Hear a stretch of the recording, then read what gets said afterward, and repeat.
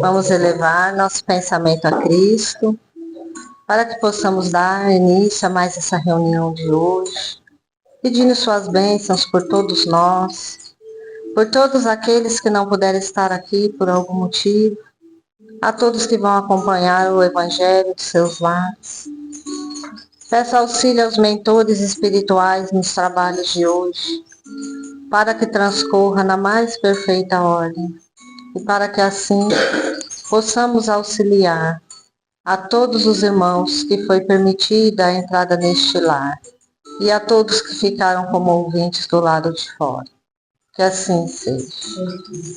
Pai nosso que estais no céu, santificado seja o vosso nome. Venha a nós o vosso reino, seja feita a vossa vontade, assim na terra como nos céus. O pão nosso de cada dia nos dai hoje. Perdoai as nossas ofensas, assim como nós perdoamos a quem nos tem ofendido. E não os deixeis cair em tentações, mas livrai-nos de todo mal, que assim seja, graças a Deus.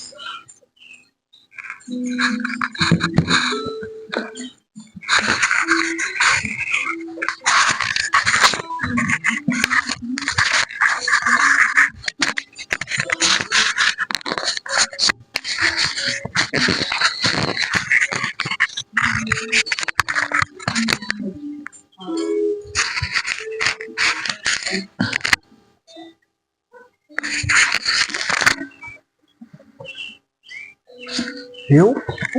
Você acha que eu te devo um de brinde?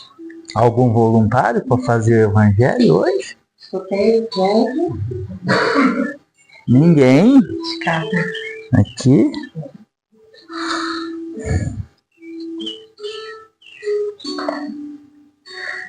A lição aberta foi no capítulo 5. Bem-aventurados os aflitos. Estranho, né? Bem-aventurados os aflitos, né? Ô Jesus, ô Jesus, né? Na aflição nós ficamos bem-aventurados, né? Porque não compreendemos o porquê das aflições, né? Qual a causa das aflições, né? Quando a gente começa a estudar e começa a compreender que tem uma causa, tem um porquê, né? A gente começa a serenar, né?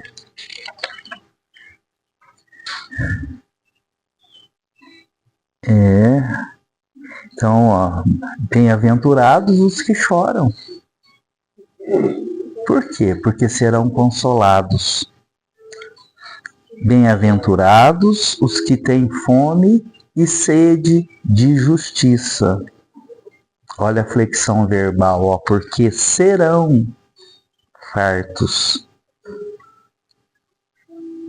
Bem-aventurados os que padecem perseguição por amor da justiça, porque deles é o reino dos céus. Olha, Jesus fala 2 vezes em justiça. Ó, bem-aventurados que têm fome e sede de justiça, porque estes serão saciados. E bem-aventurados os que padecem perseguição, já padecem perseguição por amor da justiça, porque destes já é o reino dos céus. Olha como que a justiça é importante, né? A gente fala da sabedoria, a gente fala do amor, né? E a justiça. A justiça, sendo feita, ela nos conduz ao mundo mais perfeito, ao mundo mais humano, né? Então nós temos que compreender, né? Trabalhar e lutar para que se exerça a justiça nas famílias, nos empregos, né, na política, né, que está mais do que nunca em evidência hoje, né? Então, que seja realizada a justiça, né? E a justiça de Deus. Por quê? Porque ela é perfeita. Ela julga tendo conhecimento e consciência de todos os lados, de todos os envolvidos, de todos os porquês.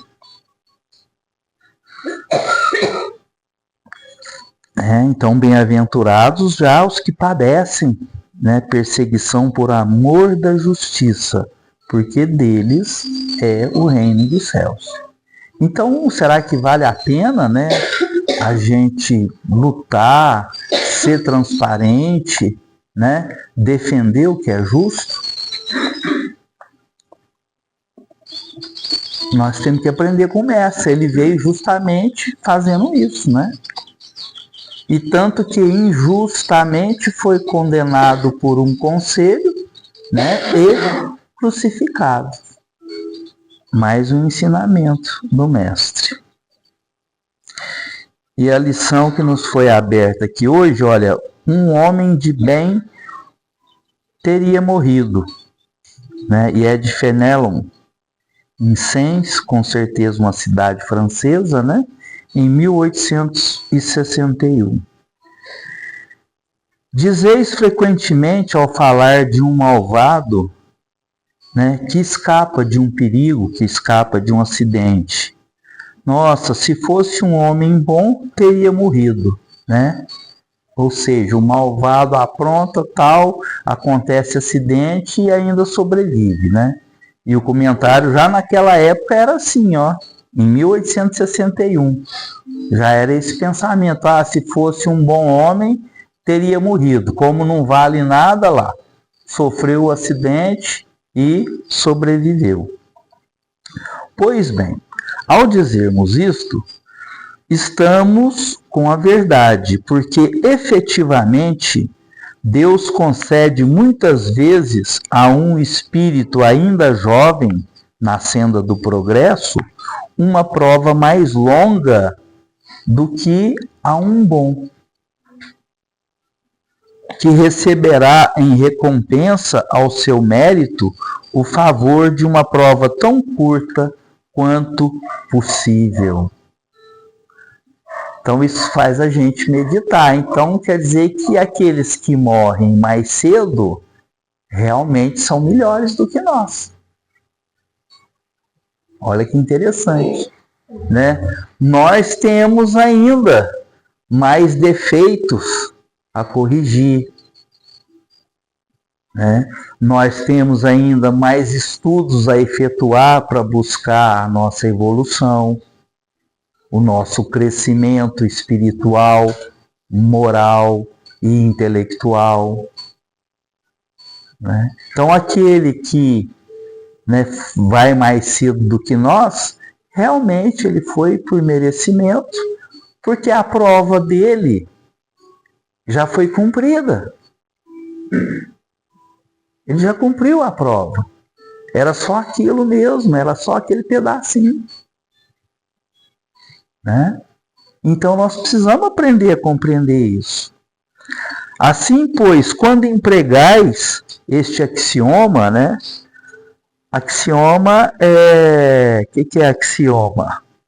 Axioma é um exercício filosófico, né, em que nós comprovamos uma coisa verdadeira sem ter que passar pela experiência científica, né? Não sei se eu me fiz entender. Isso é da parte de filosofia, né? Vem de axiologia. Então, então o axioma é isso. Por exemplo, todo efeito tem uma causa. É um axioma. Todo efeito tem uma causa. Então, quem construiu essa casa? Essa casa teve uma causa. A casa é um efeito. Quem construiu esse banco? O banco é um efeito, né? Quem compôs uma música? A música é o efeito. Quem causou, né, o fato de se criar a música. Então isso é um axioma. Pois bem, né, assim, pois, quando empregais esse axioma, não duvideis. O que é? A gente está colocando como axioma. Se fosse uma pessoa boa, teria morrido. Ó, é um axioma. Como é uma pessoa má, ele sobreviveu. Né? Então, este é o axioma. Então, não duvideis de que, assim, pois, quando empregais esse axioma, não duvideis de que estáis cometendo uma blasfêmia. Se morre um homem de bem, vizinho de um malvado, apressai-vos a dizer, seria bem melhor se tivesse morrido o outro vizinho que é mau.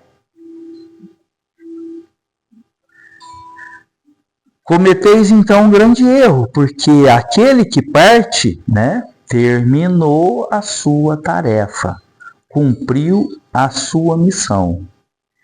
E o que ficou, talvez, nem aquele que ficou mal, né, que ficou do lado, nem começou ainda, às vezes, a sua missão. Por que então quereis que o mal não tenha tempo de acabá-la? E que o que é bom continue preso aos castigos aqui da terra? Então, olha que interessante, né? Tem um ditado que fala, né? Eu desejo vida longa aos meus inimigos. Porque o meu inimigo eu considero ele mal, não considero? Se ele é meu inimigo, eu considero que ele é mal comigo, né? Então eu tenho, como ensina Jesus, né? Eu tenho que desejar a morte para o meu inimigo? Não.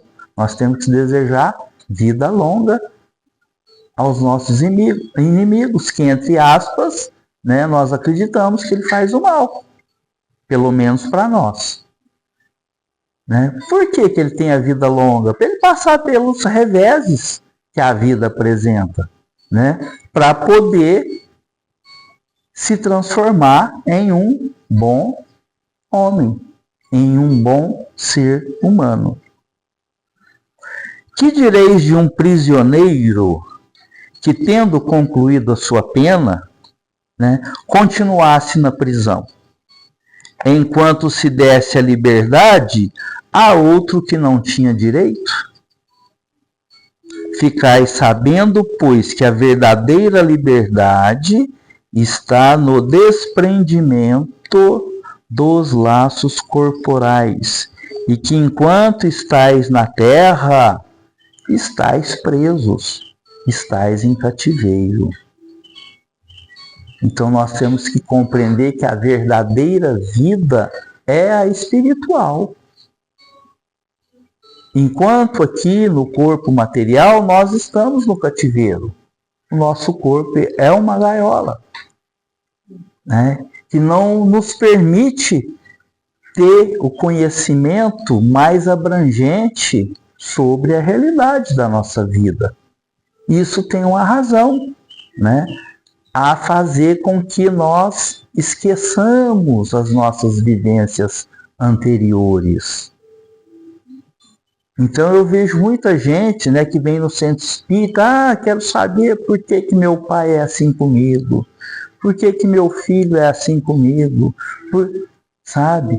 Isso são, vamos dizer assim, coisas que acontecem em vivências anteriores e que o esquecimento aqui para nós é uma bênção.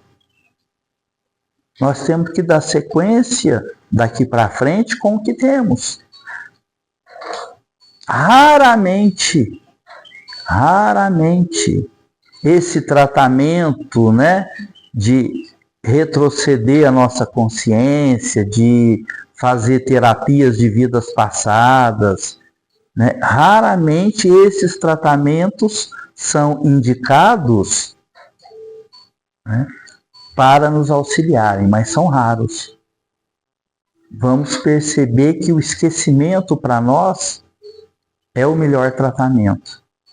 Se não fosse assim, né, nós nasceríamos lembrando de todas as nossas vivências anteriores. Agora imagina a mãe, né, que colhe em seus braços aquele que foi o seu algoz na vida passada. Como que essa mãe vai amar o filho?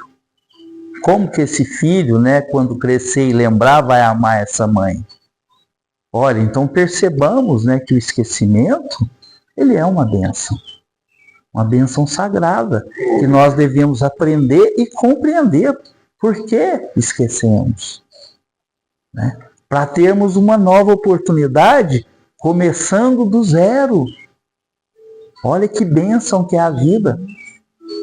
Por isso que em toda e qualquer circunstância, nós temos que trabalhar e lutar por nossa sobrevivência. Por isso que nós temos que valorizar, né, a nossa vida. E que nós já falamos que ela foi planejada lá antes da gente vir para cá. Aí foi nos imposta? Não. Nós é que escolhemos. Né? Mas às vezes o filho revolta. Mas por que eu não nasci em outra família? Porque você escolheu nascer nessa família, nesse momento, agora. Né? E lá em cima assinou um contrato, assinou um compromisso. Falou, não, eu vou ser filho desse casal, eu vou ter paciência, eu vou ser um bom filho, eu vou ter disciplina, eu vou estudar, eu vou formar, eu quero dar muita alegria para os meus pais. Né? E chega aqui, esquece de tudo. Esquece de tudo e não quero nem saber. Né? Mas o princípio é o mesmo. Né? Você vem por provação. Sim. Você pede pelo amor de Deus. Então, exato. Então, é o mesmo princípio. Né? É para quê? É nosso, né? Exatamente. O comprometimento é de quem? É individual, é íntimo, é pessoal. Né? Aí a gente faz aquela pergunta: nós mudamos alguém? Nós não mudamos ninguém. Nós pais às vezes queremos mudar nossos filhos, mas peraí. Nós temos que entender que chega uma idade, né? Eu repito isso muitas vezes, né? O artigo 9 do Código da Maçonaria, né? Se Deus te concede a graça de um filho até os 10 anos, que ele te tema. Olha a importância do medo na educação. Então precisa das palmadinhas, sim, até os 10, do puxãozinho de orelha. Né? É necessário. Né? Olha, dos 10 aos 20, o aborrecente, dos 10 aos 20, que ele te respeite. E que você também o respeite. Por quê? Porque está eclodindo a própria consciência individual. Né? Está nascendo ele agora. Por isso que, cientificamente, olha que interessante, até os 7, 9 anos, a personalidade do ser humano está formada. O que vem depois, nós vamos agregar a personalidade. Mas aquilo, o cerne, a base, o fundamento, né? Por isso que por muitos e muitos anos, a família ainda será a base da sociedade humana. É muito importante. Né?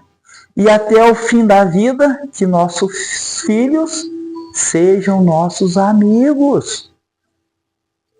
Olha que coisa mais profunda. Né? Então, medo, respeito e amor. E o amor mais profundo. Né? Então, por mais que a gente tenha divergência com os filhos, por mais que a gente tenha divergência de ideias, de pensamentos com nossos pais, o que é necessário nesse meio?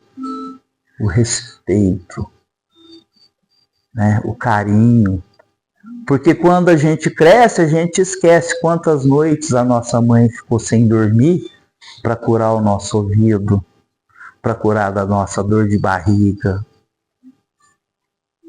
para limpar o nosso bumbum, para tirar a fralda do xixi. Nossa, quanta dedicação, né? Quanto trabalho nós demos. A gente cresce e esquece disso tudo. Ah, minha mãe, ah, meu pai. Quer dizer, a gente não faz as contas, né? Até os 20 anos, nossa, será quanto que meu pai e minha mãe gastaram comigo? Vamos fazer as contas. Né? Aí depois, quando nossos pais ficam velhos, a gente quer colocar eles no pior quarto, na pior casa. Não, para. São nossos pais. Nós precisamos cuidar. Né? Bom, voltando aqui. Habituai-vos a não censurar o que não podeis compreender. E crede que Deus é justo em todas as coisas. Né? Então vamos acostumar, né, a não censurar aquilo que ainda não podemos compreender. Que ainda temos que estudar, ainda temos que passar pela experiência. Passar pela experiência.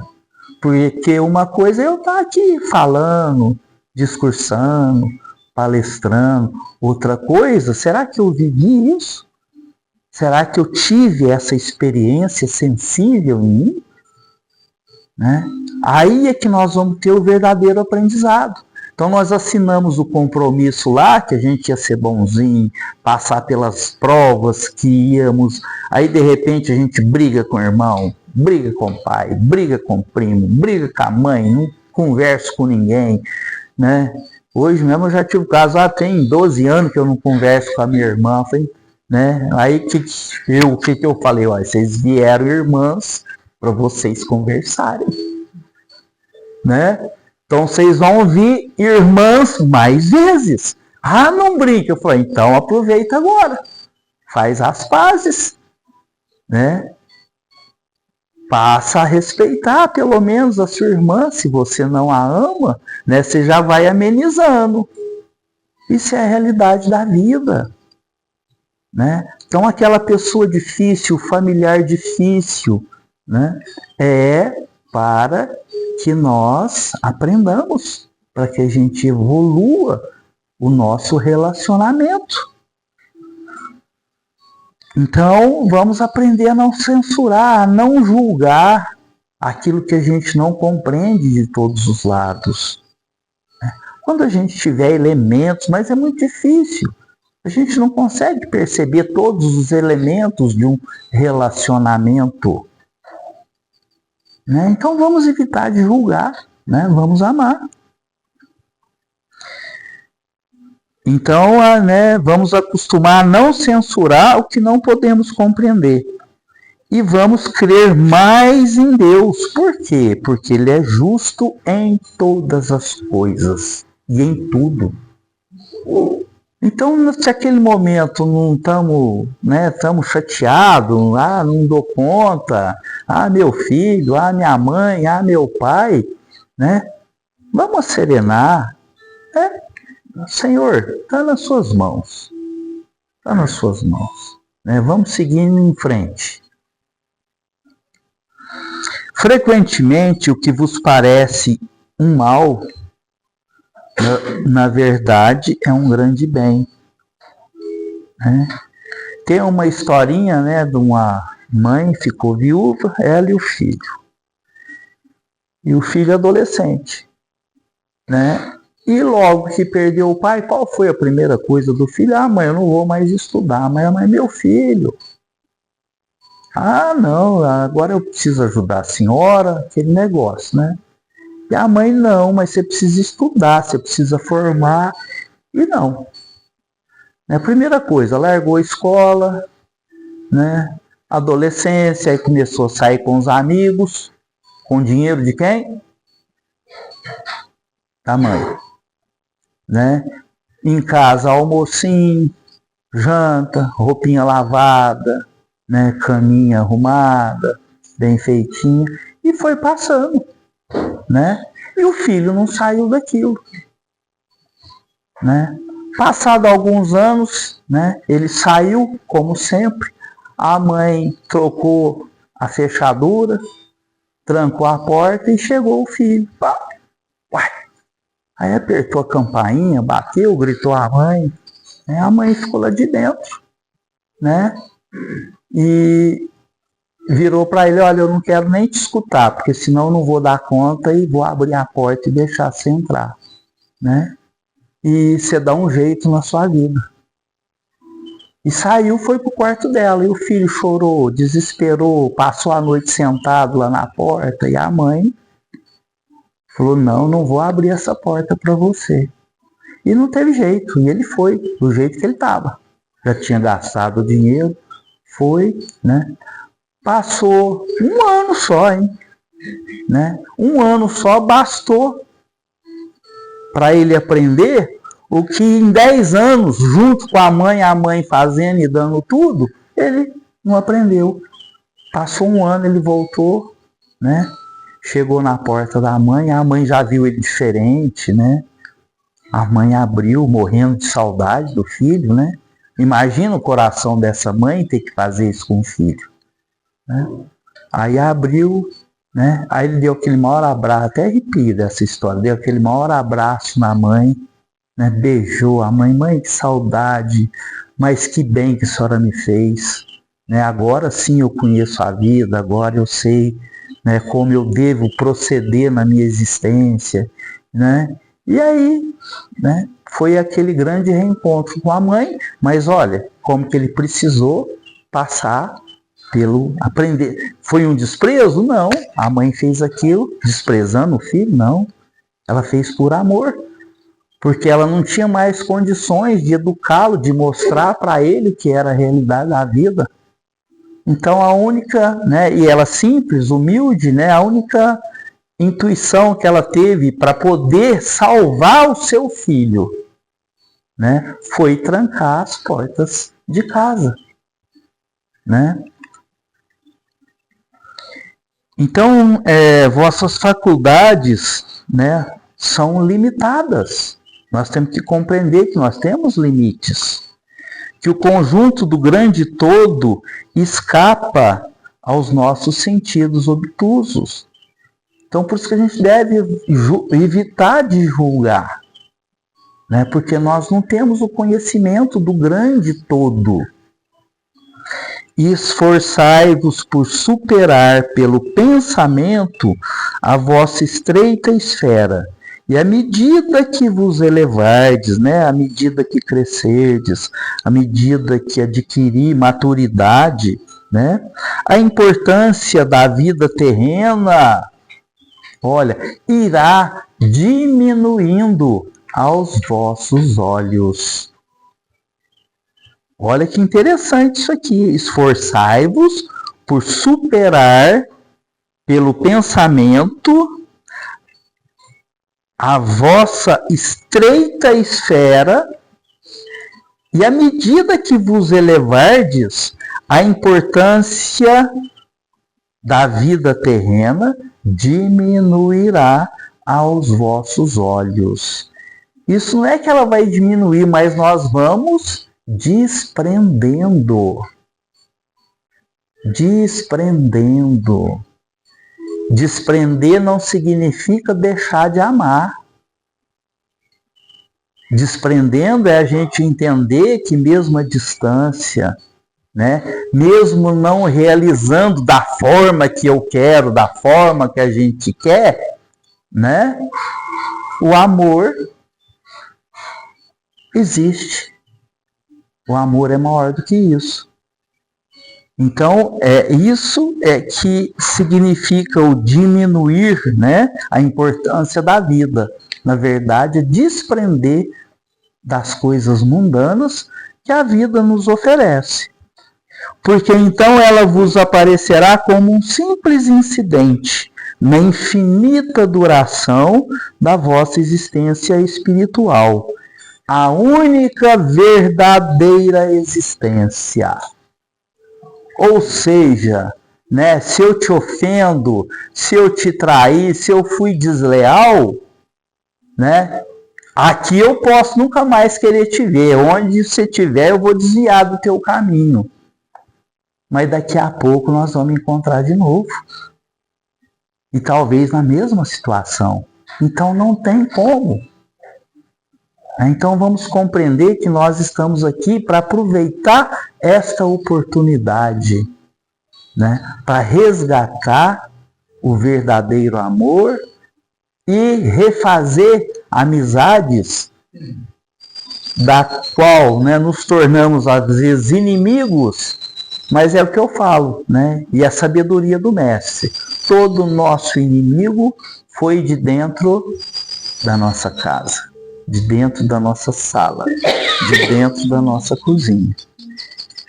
Então fica a lição de hoje, né? Que é verdadeiro quando a gente fala, olha, se fosse um homem de bem, se fosse um homem bom, teria morrido naquele acidente.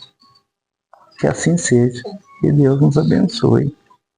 Não falei muito não, né, gente? A Kelly não deu chilique aqui. Não, ele só toda essa informação, deu certo. Deixa eu passar. Ó. A Luciane dele? Não.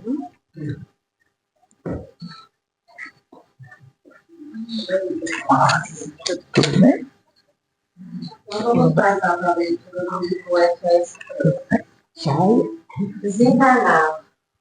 Jesus, acolhei a prece que nos dirigimos em favor dos nossos irmãos, que terminou o seu compromisso na terra e retornou à pátria espiritual nos dias. Fazei-nos entrever as vossas divinas luzes, de maneira que lhe torne fácil o caminho. Permitir que os bons espíritos lhes transmitam o nosso desejo de paz e de novos aprendizados na escola maior, e que lhe proporcionará progresso espiritual, luz e redenção. Espíritos amigos, podeis ajudar nosso irmão a se adaptar na nova maneira de vida em que foi chamado a viver. Que ele possa saber que a separação das pessoas que ele amava é temporária e que se acabará diante da eterna felicidade que Deus promete aos que espiritualizarem. Que assim seja.